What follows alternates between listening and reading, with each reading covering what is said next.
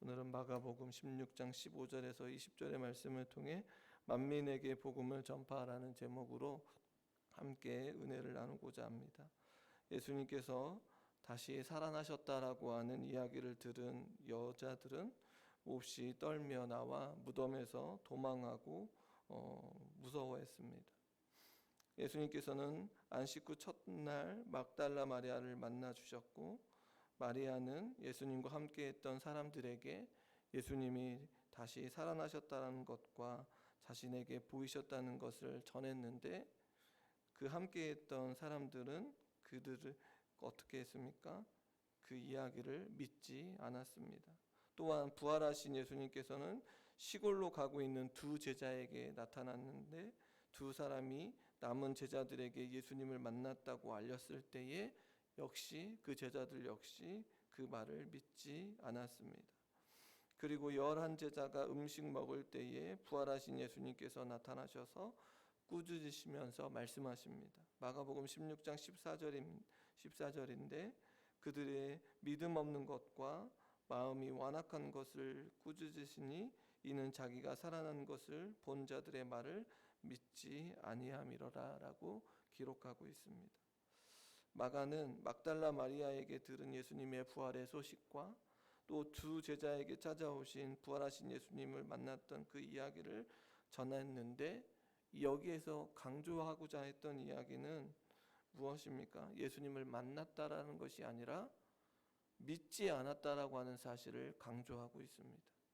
예수님의 부활하심을 지금 믿지 않고 있는 사실을 우리는 주목해야 합니다. 그리하여 부활하신 예수님께서 무엇을 말씀하고 있냐면, 이들에게, 제자들에게 믿음이 없는 것과 마음이 완악한 것을 꾸짖고 있는 것을 보게 됩니다. 오늘 우리의 삶 가운데 이러한 모습으로 나아가고 있지 않는지 돌아봐야 합니다. 우리는 우리의 인생 가운데 교회를 다니고 또 사랑하는 성도들과 함께 모여 신앙의 생활을 하는 이유가 무엇입니까? 예수님을 믿는 것 아닙니까? 예수님을 믿는 것이 우리의 가장 중요한 문제입니다. 교회를 다니고 신앙의 생활을 하고 있는 이유는 그들과 함께 예수 그리스도를 믿는 것, 부활하신 예수 그리스도를 믿는 것이 우리의 참된 모습이어야 한다는 것입니다. 그리하여 오늘 제자들에게 믿음이 없는 것과 마음이 완악한 것을 꾸짖을 때에 우리 역시 그런 꾸짖음을 당하지 않고 온전히 예수 그리스도를 믿는 믿음 안에서 살아가야 한다는 사실을 기억해야 합니다. 마가는 하나님의 아들이신 예수 그리스도를 전했습니다. 예수님께서는 이 땅에 오셔서 하나님의 아들로, 다시 말해 메시아로서 그 일들을 감당하셨습니다. 그리하여 우리가 마가복음을 쭉 읽어본 내용을 살펴보면 구약의 선지자들의 예언한 것들을 그대로 행하셨으며 예수님 자신이 오리라 예언한 그 메시아이심을 증명하셨습니다. 그리하여 십자가에서 고난받고 죽으셨습니다. 숨가쁘게 이 길을 걸으셨던 예수님께서는 드디어 자신이 말했던 것처럼 부활하셔서 하나님의 아들로서 많은 사람들, 제자들과 사람들 앞에 나타나셨습니다. 그 일을 바로 증명하셨다라는 것입니다. 그리고 그들에게 물으십니다. 무엇을 물으십니까? 너는 나를 누구라 하느냐고. 내가 하나님의 아들임을 믿느냐고 물어보고 있다는 것입니다. 이러한 물음의 답은 두 가지밖에 없습니다. 예, 아니면 아니요라고. 그 대답밖에 없습니다. 저와 여러 성도님들의 답은 무엇이어야 되겠습니까? 예라고 고백하며 오늘 예수님께서 말씀하신 만민에게 복음을 전파하는 일을 감당하며 살아가기를 결단하는 그런 은혜의 시간이 되어야 한다는 것입니다. 우리가 예수 그리스도를 믿는 이유는 바로 예수님께서 말씀하신 그 사명을 좇아 살아가기 위한 삶이어야 한다는 사실을 기억해야 합니다. 그럼 예수님께서 오늘 우리에게 명령하신 것은 무엇입니까? 예수님께서 우리에게 사명으로 주신 것은 무엇입니까? 만민에게 복음을 전파하는 일입니다. 그리하여 오늘 말씀을 통하여 다시 한번 만민에게 복음을 전파하는 일을 감당하는 저와 여러 성도님들이 다 되기를 주님의 이름으로 소원합니다. 오늘 본문에서 예수님께서는 제자들에게 무엇라고 말씀하십니까? 너희는 온 천하에 다니며 만민에게 복음을 전파하라고, 또한 믿고 세례를 받는 사람은 구원을 얻을 것이요 믿지 않는 사람은 정죄를 받으리라고 말씀하십니다. 제자들은 부활하신 예수님을 누구로 믿고 나아가는 것입니까? 하나님의 아들로 믿고 나아가 예수님의 명령을 따라 온 천하에 다니며 복음을 전할 것입니다. 복음이 전해지는 그 현장마다 하나님의 심판이 그 자리에서 일어나는데, 복음을 받아들이는 사람은 구원을 받을 것이고 또 그렇지 않고 거절하는 자들에게는 정죄가 있을 것입니다. 사람이 구원을 받느냐 구원을 받지 않느냐의 문제는 사람의 신분, 혈통, 공로, 의, 죄가 아닌 바로 누구를 믿는가, 예수 그리스도를 믿는가 믿지 않느냐 하는 것으로만 결정됨을 우리는 알아야 합니다. 어떤 공로로나 어떤 혈통으로나 어떤 공로로 의로가 아니라 내가 정말로 예수 그리스도를 믿고 있는가, 예수 그리스도께서 나의 구원자라고 하는 이 사실을 확신하고 살고 있느냐, 이 문제가 바로 우리가 구원을 받는가 구원을 받지 못하고 심판을 받느냐의 문제에 있다라는 사실입니다. 그러면 우리는 두렵다라는 것입니다. 왜요? 사람이 아니라 하나님 앞에 서야 하기 때문에 그렇습니다. 사람이 두렵지 않습니다. 환경이 두려운 것이 아닙니다. 물질이 두려운 것이 아닙니다. 내가 정말로 하나님 앞에 예수 그리스도를 믿음으로 진정으로 고백하고 살아가고 있느냐가 중요한 것 아니겠습니까? 우리는 누구를 두려워하며 살고 있습니까? 누구를 경외하며 살고 있습니까? 그렇다면 우리의 삶의 모습이, 방향이 달라질 수밖에 없다라는 사실입니다. 예수님께서는 믿는 자들에게 또한 무엇을 말씀하시냐면 표적이 따른다고 말씀하십니다. 마가복음 16장 17절에서 18절의 말씀에 보니 곧 그들이 내 이름으로 귀신을 쫓아내며 새 방언을 말하며 뱀을 집어 올리며 무슨 독을 마실지라도 해를 받지 아니하며 병든 사람에게 손을 얹은즉 나으리라 하시니라라고 표적을 말하고 있습니다. 복음을 전하는 일에 필요하다면 놀라운 이적이 일어날 것임을 말씀하셨습니다. 하나님의 아들이신 예수님으로부터 나오는 능력의 결과임을 우리는 알아야 합니다.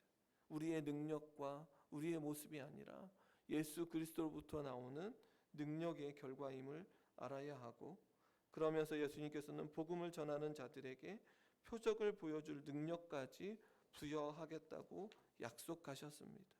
그리하여 복음을 전하던 제자들과 사도들의 모습 속에 귀신을 쫓아내기도 했고 방언을 말하기도 했으며 뱀을 손으로 잡고도 해를 당하지 않았고 병든 사람에게 손을 얹어 고치기도 했던 것을 우리는 말씀을 통하여 알게 됩니다. 사도행전 8장 7절과 16장 18절, 19장 12절의 말씀에 보면 많은 사람에게 붙었던 더러운 귀신들이 크게 소리를 지르며 나가고 바울이 심히 괴로워하여 돌이켜 그 귀신에게 이르되 예수 그리스도의 이름으로 내가 네게 명하노니 그에게서 나오라 하니 귀신이 즉시 나오니라. 심지어 사람들이 바울의 몸에서 손수건이나 앞치마를 가져다가 병든 사람에게 얹으면 그 병이 떠나고 악귀도 나가더라라고 기록되어 있습니다. 사도행전 10장 46절의 말씀에 보면 이는 방언을 말하며 하나님 높임을 들음이러라 라고 기록되어 있고, 사도행전 28장 3절과 5절의 말씀에 보면 독사가 나와 그 손을 물고 있는지라 바울이 그 짐승을 불에 떨어버림에 조금도 상함이 없더라 라고 기록하고 있고, 사도행전 28장 8절에 보면 보블리오의 부친이 열병과 이질에 걸려 누워있거늘 바울이 들어가서 기도하고 그에게 안수하여 낫게 하매라고 기록하고 있습니다. 이렇듯 예수님께서 말씀하셨던 것처럼 사도들이 또한 제자들이 표적을 행했던 그런 일들이 우리는 분명히 분명하게 알게 되고 깨닫게 된다는 것입니다. 그러면 우리는 이러한 표적 앞에 기억해야 하고 또 이 표적 앞에 겸손해야 되는 이유가 무엇입니까? 이러한 표적을 행할 수 있도록 하신 분이 누구인가? 바로 이 모든 능력은 하나님의 아들로서 예수님께 나오고 이 모든 일들이 일어나는 것은 오직 예수님만이 판단하신다는 사실입니다. 그러기에 이러한 표적을 행했다고 해서 자랑할 것도 아니고 그 표적을 행하는 사람을 따라다닐 것 이유도 전혀 없다라는 사실입니다. 왜 이러한 표적을 행했는지 그 이유를 알면 되는데 그 표적의 이유가 무엇입니까? 만민에게 복음을 전파하는 일에 쓰임받기 위하여 표적이 있다라는 것입니다. 다시 말해 이 표적은 예수 그리스도를 전하는 하나의 도구밖에 되지 않는다는 사실입니다. 이 표적에 누가 묻히면 안 됩니까? 예수 그리스도가 묻히면 안 된다는 사실입니다. 그러면 다시 한번 우리가 우리의 사역을 살펴볼 때에 우리의 사역 속에 누가 드러나야 합니까? 우리의 사역 속에 예수 그리스도께서 드러나야 합니다. 우리의 사역 속에 우리가 드러나거나 다른 것이 드러나면 안 된다는 사실을 우리는 이 말씀을 통하여 깨닫게 되어진다는 것입니다. 겸손히 오직 예수 그리스도만이 우리의 사역 속에 드러나고 우리 교회 안에 예수 그리스도만이 온전히 드러나기를 간절히 기도하고 나아가야 한다는 사실을 깨달아야 합니다. 예수님의 제자가 복음을 전하는 사람이 가장 중요하게 생각해야 하는 것은 예수께서는 하나님의 아들이시며 복음을 전하는 저와 여러 성도님들에게 예수님의 능력을 허락하시면서 전하는 일의 사명을 맡기셨다는 것입니다. 맡긴 자라는 것이지 우리가 주된 자가 아님을 기억해야 합니다. 예수님께서는 말씀을 마치신 후에 하늘로 올라가셔서 하나님 우편에 앉으셨습니다. 사도행전 7장에 보면 스데반이 이스라엘 역사를 말하며 예수님을 전하다가 유대인들의 돌에 맞아 죽게 됩니다. 죽는 순간 스데반이 하늘이 열리고 인자가 하나님 우편에 서신 것을 보았다고 말합니다. 유대인들에게 있어서 하나님의 우편은 어떤 사람이 옳다고 할 때 혹은 어떤 사람이 누군가에게 권한을 위임받아 행사할 때 쓰이는 관용적인 표현입니다. 인자, 다시 말해 메시아이신 예수님께서 이 땅에 오셔서 선지자들이 예언한 모든 것들을 실행하시고 하나님의 아들이심을 드러내셨습니다. 그리고 예수님께서는 성경의 예언대로 십자가에서 고난받고 죽으시고 사흘 만에 다시 부활하셔서 하늘로 올라가 하나님 우편에 앉으셨습니다. 그래야 예수님께서는 하나님께 받은 왕으로서의 권한을 보좌에서 행사하실 것입니다. 온 우주의 왕으로서 마지막 재림의 때까지 우리를 다스릴 것입니다. 하나님 우편에 앉으신 만왕의 왕이신 예수님을 믿는 모든 자들은 그리하여 믿음으로 고백하며 그분의 통치를 받아야 할 것입니다. 마가는 마지막으로 제자들의 모습을 말하고 있는데 20절의 말씀에 보니 제자들이 나가 두루 전파할세 주께서 함께 역사하사 그 따르는 표적으로 말씀을 확실히 증언하시니라라고 기록하고 있습니다. 제자들이 세상으로 나아가 복음을 전합니다. 이때 주님께서 함께 하십니다. 제자들이 복음을 전할 때 함께 하시며 표적을 행하십니다. 표적을 통하여 제자들이 전하는 복음의 말씀이 확실하게 전해집니다. 복음을 전하는 일은 제자들이 할 일이고 표적을 행하면서 말씀을 통해 하나님의 백성을 거두는 일은 주님께서 하시는 일이십니다. 마태복음 28장에도 동일한 이야기가 있는데 마태복음 28장 19절에서 20절의 말씀에 보면 그러므로 너희는 가서 모든 민족을 제자로 삼아 아버지와 아들과 성령의 이름으로 세례를 베풀고 내가 너희에게 분부한 모든 것을 가르쳐 지키게 하라. 볼지어다 내가 세상 끝날까지 너희와 항상 함께 있으리라 하시니라 라고 기록하고 있습니다. 복음을 전하는 일은 예수님을 하나님의 아들로 인정하는 자들이라면 마땅히 해야 할 일입니다. 그 현장에서 어떠한 일이 일어나는 것은 복음의 주인공이신 예수님의 권한이십니다. 만민에게 복음을 전하는 일을 감당하며 나아가는 저와 여러 성도님들에게 귀한 것으로 채워주실 것을 믿습니다. 왜냐하면 우리와 항상 함께 하시겠다고 말씀하셨기 때문입니다. 성도님 여러분, 의심 많고 두려움에 떨었던 제자들, 부인하며 저주했던 그들이 변했습니다. 예수님께서 하나님의 아들이심을 믿은 그 다음에 그들의 모습이 완전히 변화되었습니다. 사도행전과 교회의 역사를 바라보며 어떠한 변화가 있었는지를 우리는 잘 알고 있습니다. 마가는 처음부터 이 마가복음을 쓸 때 무엇라고 기록하고 있습니까? 하나님의 아들 예수 그리스도의 복음의 시작이라고 알렸습니다. 그리고 오늘 마지막 부분에 예수님을 믿지 못했던 제자들을 꾸짖으시며 그들에게 자신의 권위와 능력을 부어주시며 무엇을 명하셨습니까? 복음을 전하도록 명하셨습니다. 그리고 그들은 예수님을 하나님의 아들이심을 믿음으로 고백하며 세상 곳곳으로 퍼져나가 복음을 전하는 모습으로 이 마가복음을 끝을 맺고 있습니다. 성도님 여러분, 사도행전 마지막 부분도 오늘 말씀을 끝을 내는 것처럼 보이지만 끝나지 않았습니다. 사도행전 마지막 부분을 보면 끝나지 않은 것처럼 끝을 낸 것처럼 보이지만 끝나지 않았습니다. 예수님의 사역은 아직도 진행되어지고 있습니다. 하나님의 아들로 이 세상에 오신 예수 그리스도의 사역은 이 땅에 다시 오실 때까지 진행되어집니다. 저와 여러 성도님들 역시 하나님의 아들이신 예수 그리스도를 믿음으로 고백하며 예수님의 명령을 따라 예수님께서 이 땅에 다시 오실 그날까지 만민에게 복음을 전파하는 일을 감당해야 하고 우리 교회가 이 일을 끝까지 감당해야 한다는 것입니다. 우리가 앞선 질문 앞에 우리는 주저함 없이 대답해야 합니다. 우리는 앞선 질문 앞에 주저함 없이 답을 해야 되는데 베드로가 고백했던 것처럼 주는 그리스도시요 살아계신 하나님의 아들임을 고백해야 합니다. 예라고 저는 하나님의 아들 예수 그리스도를 믿음으로 고백하며 나아갑니다.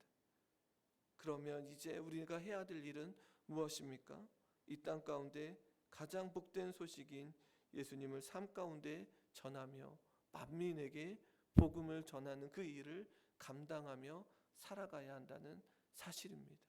그러기에 우리의 삶이 얼마나 기쁘고 감사한 삶인지 끝까지 하나님께서 불러주시는 그날까지 맡겨져 있는 이 직분과 사명이 있다는 이 사실이 얼마나 감격하고 감사한 일인지 우리는 이 사명 앞에 이 하나님의 은혜 가운데 은퇴가 없음을 기억하시고 하나님께서 불러주시는 그날까지 우리는 이 사명 앞에 겸손히 감당하며 나아가야 한다는 것입니다. 그러할 때 우리와 함께하여 주시는 그 하나님의 놀라운 은혜 가운데 주님의 귀한 능력을 경험하며 살아가게 되어진다는 것입니다. 이것이 축복 아니겠습니까? 하나님께서 끝까지 우리와 함께 하시며 우리에게 주님의 귀한 능력을 또한 주님의 귀한 능력을 맛보게 해주신다고 하는 이 사실이 우리에게 귀한 축복 아니겠습니까? 이 축복을 끝까지 누리며 나아가 하나님의 영광을 바라보는 저와 여러 성도님들이 다 되시기를 주님의 이름으로 축원합니다. 함께 기도하겠습니다.